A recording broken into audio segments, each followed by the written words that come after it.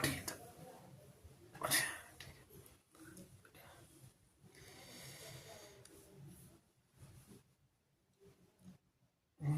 है, स्टार्ट करें।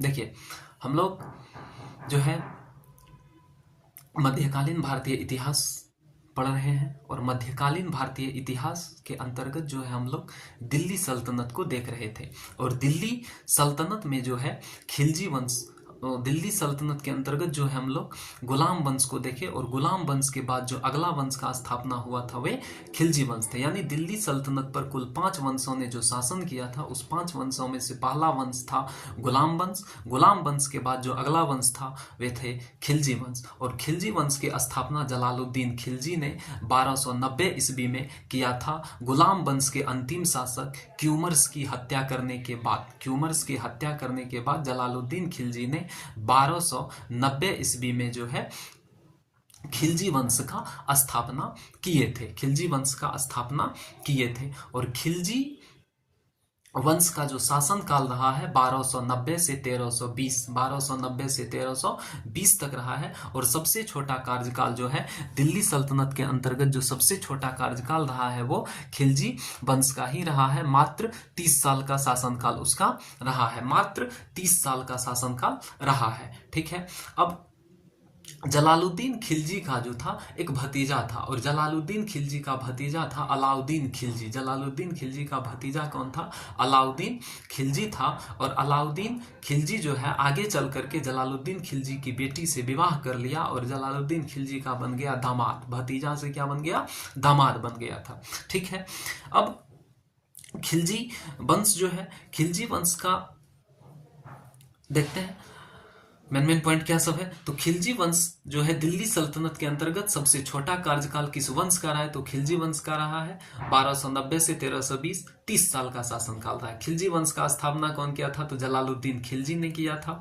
कब किया था? 1290 ईस्वी में किया था। और जलालुद्दीन खिलजी ने अपनी राजधानी, जलालुद्दीन खिलजी जो है अपनी राजधानी किलोखोरी को बनाया था। जलालुद्दीन खिलजी अपनी राजधानी किसको बनाया था? किलोखोरी को बनाया था। जलालुद्दीन खिलजी अपनी राजधानी किसको बनाया था? किलोखोरी को बनाया था। और किलोखोरी वही दिल्ली के नजदीक ही है। दिल्ली के नजदीक में ही एक क्षेत्र था किलोखोरी, और किलोखोरी को जो है जलालुद्दीन खिलजी ने अपनी राजधानी बनाया था। ठीक है। उसके बाद जो है जलालुद्दीन खिलजी जब शासन कर रहा था तो उसी समय जो है एक प्रांत हुआ करता था। उस प्रांत का नाम था कड़ामानिकपुर। और कड़ामानिकपुर उत्तर प्रदेश में पड़ता है, यूपी में पड़ता है कड़ामानिकपुर। कड़ामानिकपुर में क्या हो गया था? विद्रोह हो गया था। कड़ामानिकपुर में क्या हो गया? विद्रोह हो गया था। और कड़ामानिकपुर के विद्रोह को दबाने के लिए, कड़ामानिकपुर के विद्रोह को दबाने के लिए जलालुद्दीन खिलजी ने अपना भतीजा अलाउद्दीन खिलजी को भेजा था। ठीक है। और अलाउद्दीन खिलजी ने कड़ामानिकपुर के विद्रोह को दबा दिया। कड़ामानिकपुर के विद्रोह को क्या किया? दबा दिया। और कड़ामानिकपुर के विद्रोह को दबाने के बाद अलाउद्दीन खिलजी ने अपना भतीजा जलालुद्दीन खिलजी ने अपना भतीजा अलाउद्दीन खिलजी को जो है कड़ामानिकपुर का गवर्नर बना दिया। कड़ामानिकपुर का क्या कर दिया? गवर्नर बना दिया। ठीक है। उसके बाद वे वहां शासन प्रशासन करना शुरू कर दिए। उसके बाद जो है जलालुद्दीन खिलजी जो है दक्षिण भारत अभियान के विषय में सोचे कि दक्षिण भारत, उत्तर भारत तो लगभग उसका पूरा था ही, लगभग में था, लेकिन दक्षिण भारत पे जो है उसका एक भी, दक्षिण भारत पे उसका जो था शासन प्रशासन नहीं था। तो इसलिए जलालुद्दीन खिलजी जो है दक्षिण भारत अभियान के विषय में सोचा, और जलालुद्दीन खिलजी जो है दक्षिण भारत का अभियान जो है अलाउद्दीन खिलजी के नेतृत्व में करवाया। अलाउद्दीन खिलजी के नेतृत्व में जो है करवाया। ठीक है। उसके बाद हाँ ठीक, तो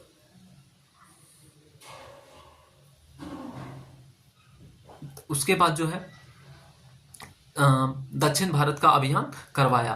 तो दक्षिण भारत का अभियान करने वाला जो पहला मुस्लिम शासक है वो है अलाउद्दीन खिलजी। दक्षिण भारत का अभियान करने वाला जो पहला मुस्लिम शासक है वे कौन है? अलाउद्दीन खिलजी। और अलाउद्दीन खिलजी ने दक्षिण भारत का अभियान 1290 ईस्वी में किया था। 1290 ईस्वी में अलाउद्दीन खिलजी ने दक्षिण भारत का अभियान किया था देवगिरी के शासक रामचंद्र देव के ऊपर। देवगिरी के शासक रामचंद्र देव के ऊपर, और रामचंद्र देव को उन्होंने पराजित किया। रामचंद्र देव को पराजित करने के बाद, देवगिरी महाराष्ट्र में पड़ता है, देवगिरी कहाँ पड़ता है? महाराष्ट्र में पड़ता है, ठीक है। तो देवगिरी के शासक रामचंद्र देव को जो है उन्होंने पराजित किया, और रामचंद्र देव को पराजित करने के बाद वहां पे काफी धन संपत्ति लूटपाट किए, और वे सारे धन संपत्ति को लूटपाट कर जो थे अलाउद्दीन खिलजी ने कहां लेकर चले गए? तो काड़ा मानिकपुर लेकर चले गए। कहां लेकर चले गए? जहां वे शासन करते थे, काड़ा मानिकपुर में, काड़ा मानिकपुर लेकर के चले गए थे। अब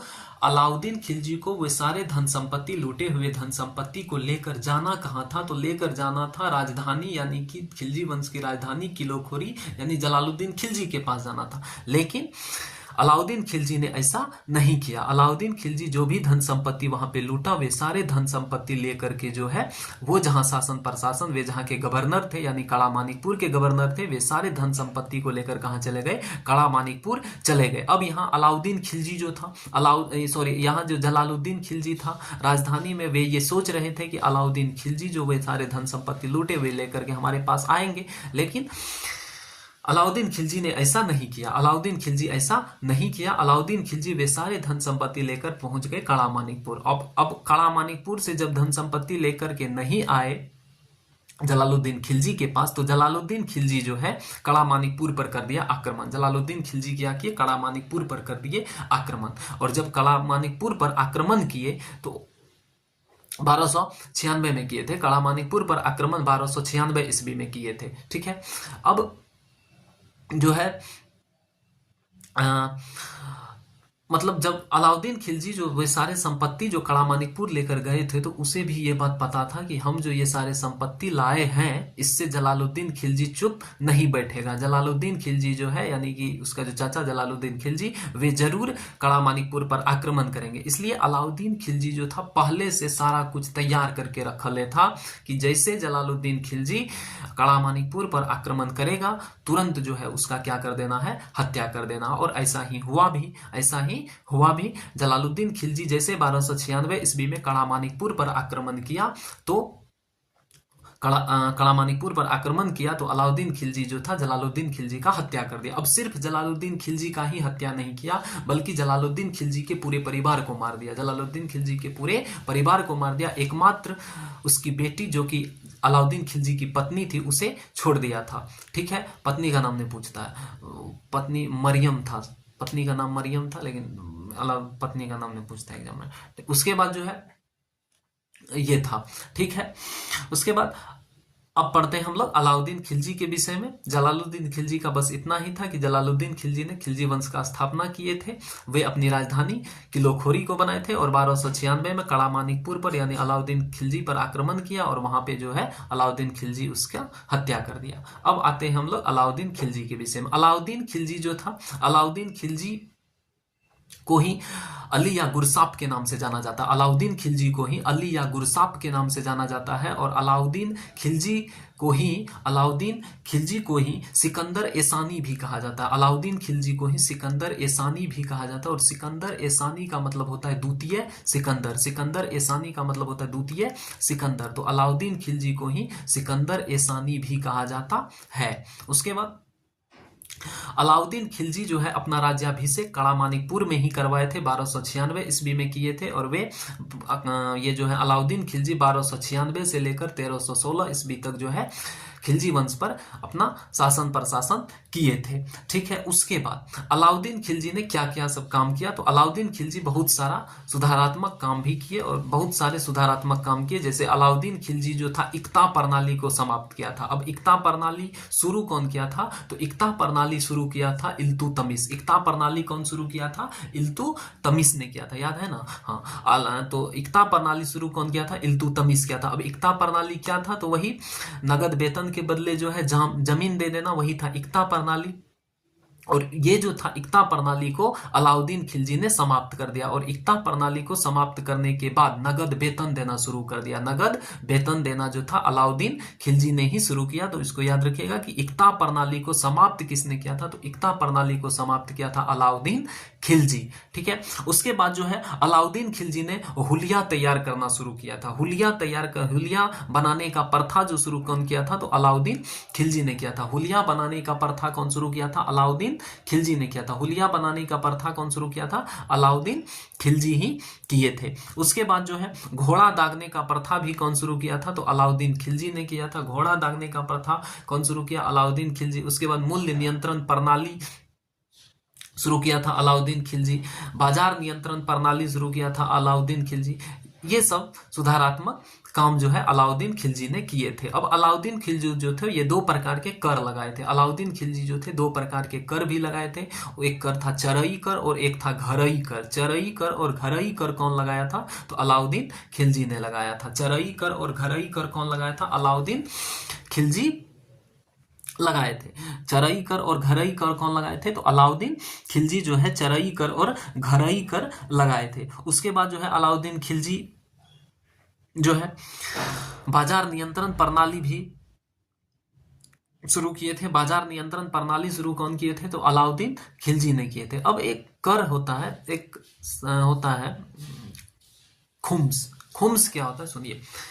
जब कोई शासक जो था कहीं आक्रमण करता था और वहां से जो धन संपत्ति लूट कर लाता था उसे ही कहा जाता था खुम्स। उसे क्या कहा जाता था, खुम्स। यानी कि सीधे भाषा में कहें तो युद्ध में लूटे गए संपत्ति को कहा जाता था खुम्स। युद्ध में लूटे गए संपत्ति को क्या कहा जाता था, खुम्स कहा जाता था। अब ये जो खुम्स था इस पर भी कर लगा हुआ था। खुम्स पर भी जो था कर लगा हुआ था। पहले क्या था, कोई भी शासक जो था अस्थाई सेना रखता नहीं था, यानी उसे वेतन देकर के जो है अस्थाई सेना नहीं रखता था। ऐसे जो है जब कहीं युद्ध करने जाना होता था तो उससे जो है 10 दिन 15 दिन 1 महीना पहले जो है पूरे नगर में जो है ये बात फैला देता था कि फलाने तारीख को जो है महाराजा युद्ध के लिए जा रहे हैं, आप सभी तैयार रहें। आप सभी क्या रहें, तैयार रहें।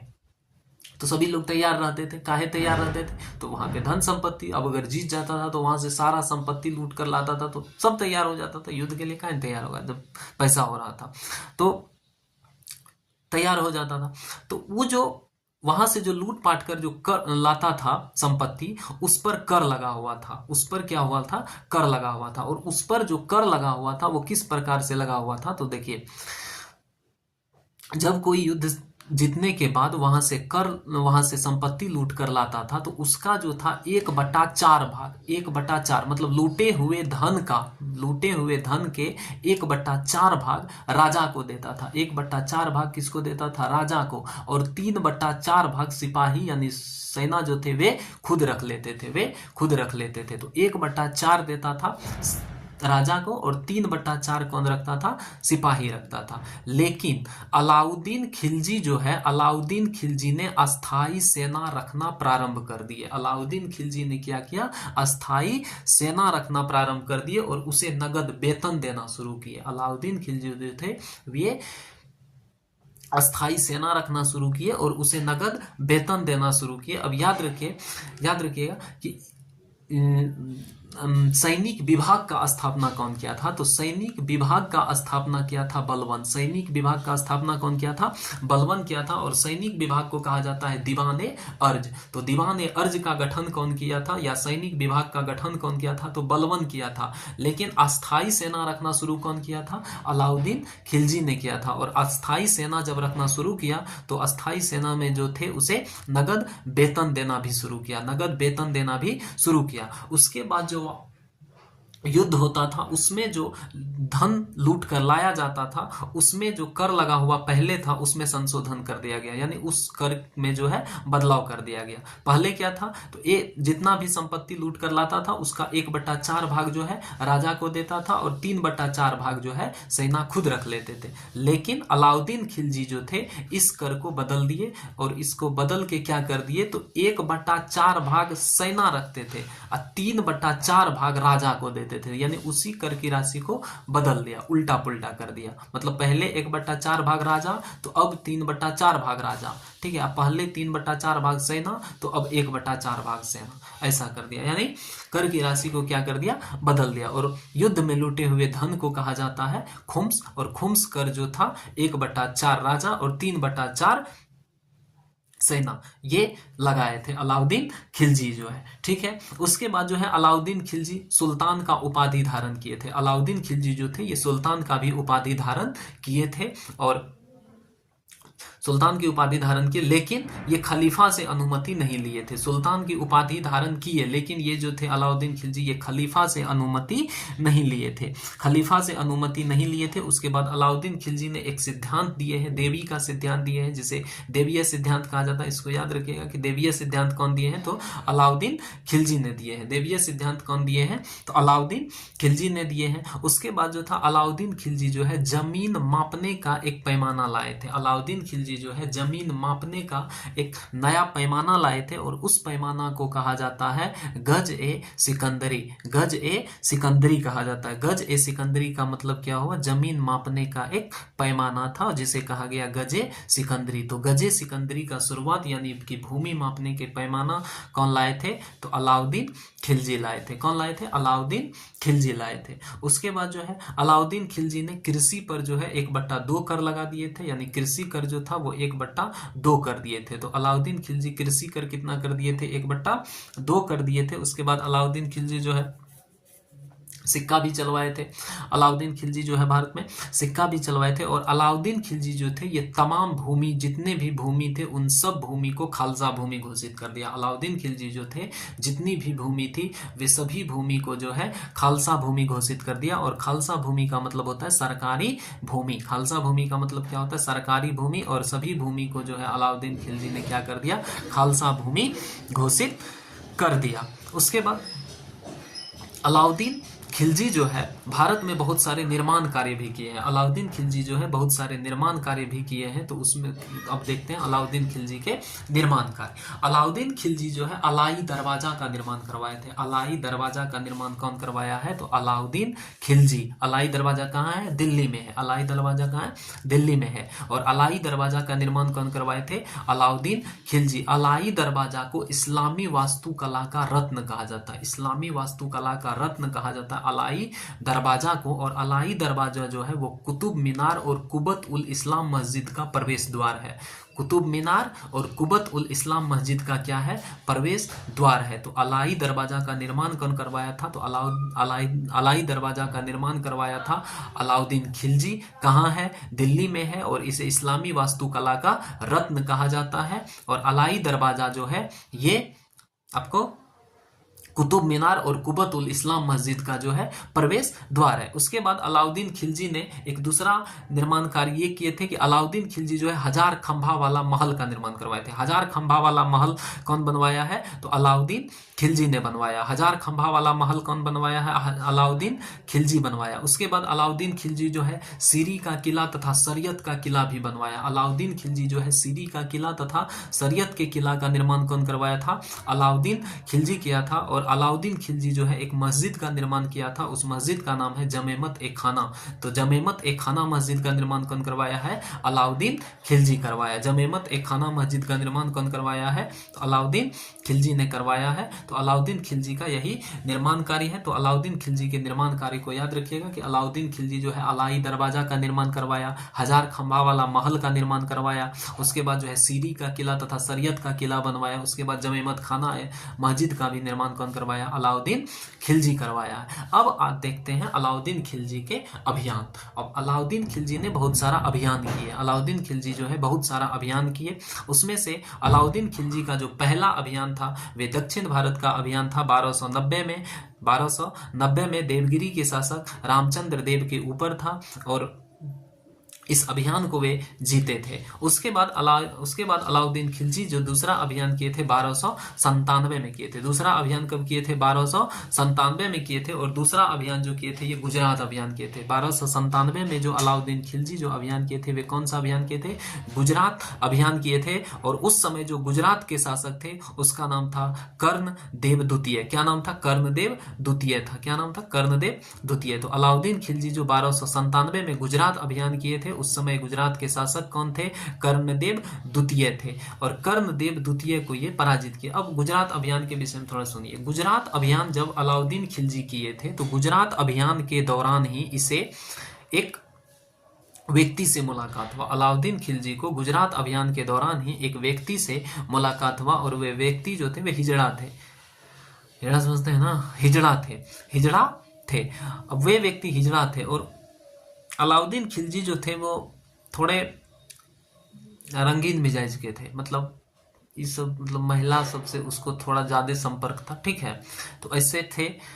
अब जहां भी वे अभियान के लिए जाते थे वहां सबसे पहले उसका ध्यान यहीं पे होता था, है कोई कि नहीं है, कोई है कि नहीं है। ठीक है, मतलब महिला सब है कि नहीं है, तो यही सब था। तो इसको जो है गुजरात अभियान में हिजड़ा से मुलाकात हो गया, उसको देखा। उसको देखने के बाद जो है ये थोड़ा ठीक है वो हो गया। उसके बाद जो है अलाउद्दीन खिलजी जो है उसको खरीद लिया। और उसको जो है कितने में खरीदा था? तो 1000 दिनार में खरीदा था। 1000 दिनार में खरीदा था। उस हिजड़ा को जो है अलाउद्दीन खिलजी ने 1000 दिनार में खरीद लिया था, जिस कारण से जो है उसे जो है इतिहास में 1000 दिनारी कहा जाता। अब हिजड़ा का नाम क्या था? हिजड़ा का नाम था मलिक कफूर। सॉरी, देखिए हिजड़ा जो था उसका नाम था मलिक कफूर। और मलिक कफूर को अलाउद्दीन खिलजी ने 1000 दिनार में खरीद लिया था, जिस कारण से मलिक कफूर को इतिहास में जो है 1000 दिनारी कहा जाता है। ठीक है, 1000 दिनारी। उसके बाद अलाउद्दीन खिलजी के पास जब मलिक कफूर आ गया तो मलिक कफूर बहुत खतरनाक था। ठीक है, हिजड़ा था लेकिन बहुत खतरनाक था। उसके बाद अलाउद्दीन खिलजी ने दक्षिण भारत का जितना भी अभियान किया, अलाउद्दीन खिलजी दक्षिण भारत के जितने भी अभियान किए वे तमाम अभियान मलिक कफूर के नेतृत्व में ही किए थे। मलिक कफूर के नेतृत्व में ही किए थे। ठीक है, उसके बाद जो है उसके बाद अलाउद्दीन खिलजी को जो है गुजरात अभियान के बाद जो अगला अभियान किए थे वे अभियान जो थे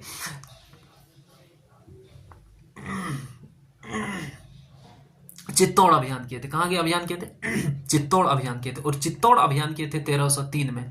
मलिक कफूर गुजरात अभियान के बाद अगला अभियान कहां किए थे? चित्तौड़ पर किए थे। और चित्तौड़ का जो अभियान किए थे वे मलिक कफूर के नेतृत्व में ही किए थे। मलिक कफूर के नेतृत्व में ही जो है चित्तौड़ का अभियान किए थे। अब चित्तौड़ अभियान काहे किए थे?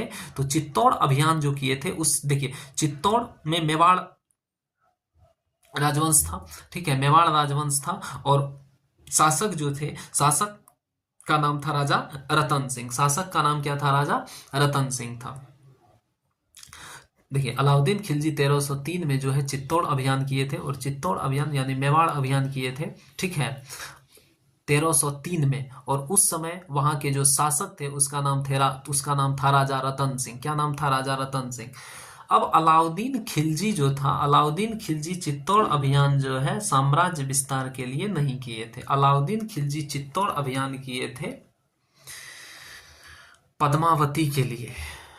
पद्मावती के लिए किए थे। पद्मावती कौन थी? तो पद्मावती थी राजा रतन सिंह की पत्नी। पद्मावती कौन थी? तो राजा रतन सिंह की पत्नी थी। और पद्मावती काफी सुंदर थी। पद्मावती जो थी वे काफी सुंदर थी। काफी सुंदर थी, इतनी सुंदर थी कि क्या बताएं कितनी सुंदर थी, बहुत सुंदर थी। ठीक है, वो जो थी बहुत सुंदर थी।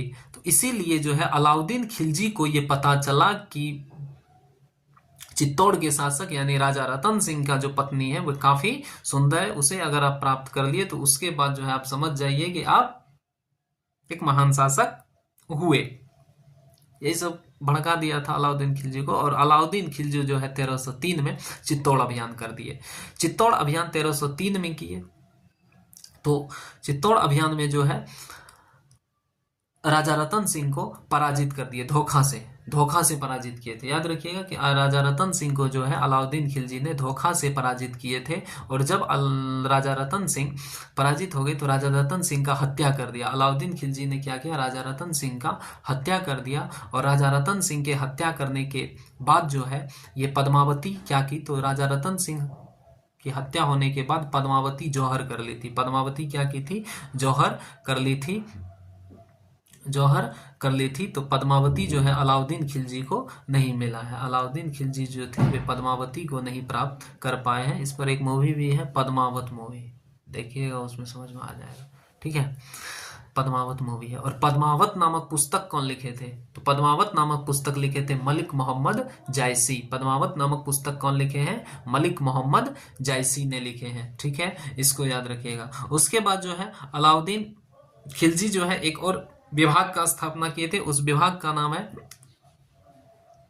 वित्त विभाग था, उसका नाम है दीवान ए मुस्त खराज। दीवान ए मुस्त खराज यानी वित्त विभाग का स्थापना कौन किए थे, तो अलाउद्दीन खिलजी ने किए थे। ये सब पॉइंट याद रखने वाला पॉइंट है कि दीवान ए मुस्त खराज यानी कि वित्त विभाग का स्थापना कौन किए थे, तो अलाउद्दीन खिलजी ने किए थे। कौन किए थे, अलाउद्दीन खिलजी ने किए थे। उसके बाद जो है अलाउद्दीन खिलजी के बाद जो अगला शासक बना था, अलाउद्दीन खिलजी का जो उत्तराधिकारी था, अलाउद्दीन खिलजी का उत्तराधिकारी बना था मुबारक शाह खिलजी। अलाउद्दीन खिलजी का है, अलाउद्दीन खिलजी का उत्तराधिकारी कौन बना था, मुबारक शाह खिलजी बना था। मुबारक शाह खिलजी बना था। अब यहां से सुनिए, अलाउद्दीन खिलजी के दरबार में एक विद्वान रहते थे। और अलाउद्दीन खिलजी के दरबार में जो विद्वान रहते थे उसका नाम था अमीर खुसरो। अमीर खुसरो के विषय में बलवन में भी बताए थे कि अलाउद्दीन की बलवन के दरबार में दो विद्वान रहते थे, अमीर खुसरो और अमीर हसन। अमीर खुसरो और अमीर हसन। अमीर खुसरो के विषय में थोड़ा सुनिए। अमीर खुसरो जो है, अमीर खुसरो कुल 8 राजाओं के दरबार में रहते। अमीर खुसरो जो है कुल 8 सुल्तान के दरबार में अमीर खुसरो रहे हैं। ठीक है, अमीर खुसरो जो है कुल 8 सुल्तान के दरबार में रहे हैं। अमीर खुसरो का जो जन्म है, अमीर खुसरो का जन्म जो है यूपी के एटा निवासी के पटियाला में हुआ था। यूपी के एटा निवासी के पटियाला में जो है अलाउद्दीन खिलजी का जन्म हुआ था। ठीक है, अलाउद्दीन खिलजी को तूतिए ए हिंद कहा जाता है, यानी हिंद का तोता। हिंद का तोता किसे कहा जाता है, तो अलाउद्दीन खिलजी यार अमीर खुसरो को कहा जाता है। किसको कहा जाता है, अमीर खुसरो को। देखिए, अमीर खुसरो को कहा जाता है। उसके बाद अमीर खुसरो को जो है सितार का जनक अमीर खुसरो को ही कहा जाता है। तबला का जनक अमीर खुसरो को ही कहा जाता है। कव्वाली, कव्वाली एक गायन शैली है और कव्वाली का भी जनक किसको कहा जाता है, तो अलाउद्दीन अमीर खुसरो को ही कहा जाता है। किसको कहा जाता है, अमीर खुसरो को कहा जाता है। ठीक है, उसके बाद जो है अमीर खुसरो के गुरु थे। अमीर खुसरो के गुरु का नाम था निजामुद्दीन औलिया। और निजामुद्दीन औलिया जो था वो 7 सुल्तान के दरबार में रहते। निजामुद्दीन औलिया कितने सुल्तान के दरबार में रहते, 7। यानी निजामुद्दीन औलिया 7 सुल्तान के दरबार में रहे। और निजामुद्दीन औलिया के चेला यानी कि अमीर खुसरो जो है ये कुल 8 सुल्तान के दरबार में रहते। बलवन से लेकर मोहम्मद बिन तुगलक तक के दरबार को देखा है अमीर खुसरो। अमीर खुसरो जो है कुल 8 सुल्तान के दरबार में रहे हैं। पहला मोहम्मद बिन तुगलक, पहला बलवन और दूसरा अंतिम मोहम्मद बिन तुगलक। ठीक है, लेकिन ये 8 सुल्तान में जो है सबसे जो है मतलब अधिक या नियमित रूप से जो है ये अलाउद्दीन खिलजी के ही दरबार में रहे थे। अलाउद्दीन खिलजी के ही दरबार में रहे थे। क्लियर है, यही है अमीर खुसरो के विषय में। ठीक है, उसके बाद जो था अलाउद्दीन खिलजी का उत्तराधिकारी कौन बना था, मुबारक शाह खिलजी। और मुबारक शाह खिलजी जो था महाबकलोल था। मुबारक शाह खिलजी क्या था, महान बकलोल था। वो कभी जिंदगी में ये चीज सोचबे नहीं किया था कि कभी हम राजा बनेंगे। ऐसा कभी वो सोचा नहीं था कि हम कभी राजा बनेंगे, लेकिन वो जो है राजा बन गया। वो क्या बन गया, सुल्तान बन गया। ठीक है, राजा बन गया। अब मुबारक शाह खिलजी 1316 में जब सुल्तान बना तो इतना एक्साइटेड हुआ। अब वो कभी सोच में नहीं किया था, एक नंबर का बकलोल था, नालायक था। लेकिन वो अचानक जब सुल्तान बना तो इतना ज्यादा खुशी हुआ, इतना खुश हुआ, इतना खुश हुआ कि राज दरबार में वो नंगे घूमने लगा। राज दरबार में क्या हुआ, सारा कपड़ा खोल खाल के वो ऐसे दौड़ने लगा, इधर से उधर उधर से उधर, मतलब दौड़ने लगा। उसके बाद एक नंबर का नालायक था। ठीक है, इसको जो था नंगे पुरुष और नंगे महिला का झुंड बड़ा पसंद था। मुबारक शाह खिलजी को जो था नंगा पुरुष और नंगे स्त्री का झुंड बहुत पसंद था। उसके बाद ये जो था मुबारक शाह खिलजी ये सुल्तान की उपाधि नहीं लिया था, बल्कि अपने आप खुद को ही अपने सुल्तान घोषित कर लिया, खुद को ही सुल्तान घोषित कर लिया, खलीफा भी खुद को ही घोषित कर लिया। ठीक है, ये तमाम चीज जो है ये सारा अटपटा काम किए थे। ये जो राजदरबार में जो था ये खुले घूमता था, राजदरबार में जो था मुबारक शाह खिलजी ये खुले नंगे घूमता था, तो इस पर जो उसका मंत्री संतरी सब था उसको थोड़ा खराब लगता था। तो वो जो है मुबारक शाह खिलजी को कहते थे, मुबारक शाह खिलजी को कहते थे कि आप जो है थोड़ा कपड़ा उपड़ा पहन के आइए, ऐसे राजदरबार में आना जो है सही नहीं है। तो जब उसको कहता था ना तो वो जो है महिला का कपड़ा मतलब जो भी होता है कुर्ता उर्ता जो भी वो सब जो पहनती है, ठीक है, वो सब पहन के आ जाता था। मतलब बड़ा विचित्र टाइप का व्यवहार था इसका, मुबारक शाह खिलजी का जो था बड़ा विचित्र व्यवहार था। लेकिन मुबारक शाह खिलजी का जो चेला मुबारक शाह खिलजी का सेना था एक, और उसका नाम था खुसरो खां। उसका नाम क्या था? खुसरो खां था। मुबारक शाह खिलजी का मुबारक शाह खिलजी का जो सेना था उसका नाम था खुसरो खां, और खुसरो खां को ये पसंद नहीं था, खुसरो खां को पसंद नहीं था, इसलिए खुसरो खां ने क्या किया, एक दिन उसको टपका दिया, मुबारक शाह खिलजी का हत्या कर दिया। मुबारक शाह खिलजी का क्या किया, खुसरो खां ने हत्या कर दिया। ठीक है, खुसरो खां जो था ये एक काम किए थे। खुसरो खां जो थे ना ये निजामुद्दीन औलिया के चेला थे, निजामुद्दीन औलिया के जो थे ये चेला थे। खुसरो खां जो था ये निजामुद्दीन औलिया का चेला था, और निजामुद्दीन औलिया को 5 लाख रुपया जो है दिया था दान में, 5 लाख रुपया जो है निजामुद्दीन औलिया को दिया था दान में। ठीक है, उसके बाद जो है खुसरो खां जो है गद्दी पे बैठा। खुसरो खां का सेना था, खुसरो खां का सेना कौन था? तो खुसरो खां का सेना था गयासुद्दीन तुगलक। खुसरो खां का सेना कौन था? गयासुद्दीन तुगलक था। और खुसरो खां का जो सेना गयासुद्दीन तुगलक था ये खुसरो खां का हत्या कर दिया। खुसरो खां का क्या कर दिया? हत्या कर दिया आगे चलकर। और गयासुद्दीन जो था उसके बाद खिलजी वंश के स्थान पर जो है एक नया वंश का स्थापना किया, उसका नाम था तुगलक वंश। तो तुगलक वंश का स्थापना कौन किया है? गयासुद्दीन तुगलक ने किया है। और तुगलक वंश का स्थापना कौन किया? तो गयासुद्दीन तुगलक किया है। और तुगलक वंश का स्थापना गयासुद्दीन तुगलक ने कब किया था? तो 1320 में किया था तुगलक वंश का स्थापना। और तुगलक वंश जो है दिल्ली सल्तनत के अंतर्गत जो सबसे लंबा कार्यकाल है वे तुगलक वंश का ही है। लगभग 94 वर्ष तक लगभग शासन किया है। 1320 से लेकर 1414 तक जो है पूरा शासन किया। ठीक है, तो अब जो है हम लोग को तुगलक वंश को देखना है। लेकिन तुगलक वंश काफी लंबा है, बहुत सारा शासक के विषय में इसमें पढ़ना है, बहुत सारे अच्छे शासक हुए इसमें। ठीक है, तो तुगलक वंश के विषय में पढ़ेंगे कल। तुगलक वंश के विषय में कब पढ़ेंगे? कल। अभी जो है पढ़ लेते हैं कुछ और।